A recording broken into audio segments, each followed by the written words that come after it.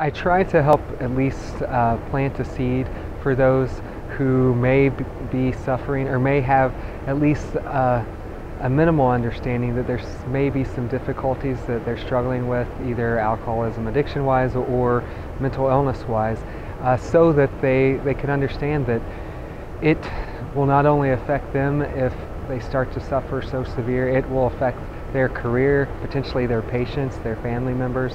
And so hopefully if they really do start to recognize symptoms, they'll seek out treatment appropriately before something really major happens.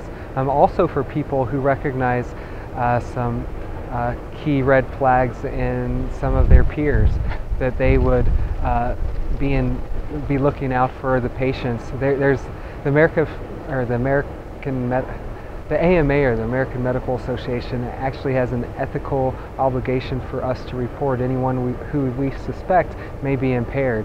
It's basically out there to help protect society, so that if there is someone impaired, that they're not putting patients at risk.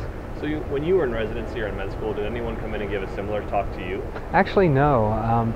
It's something that really hasn't been talked about that much in medical schools or residency programs.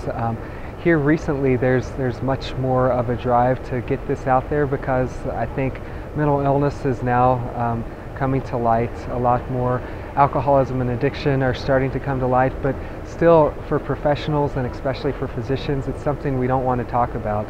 A lot of physicians who recognize problems in their peers tend to look the other way, and a lot of physicians who are struggling tend to overcompensate for some of the things they're going through to try and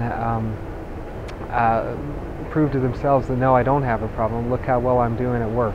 So those who do struggle have difficulty recognizing it and try to overcompensate, and peers look the other way, unfortunately.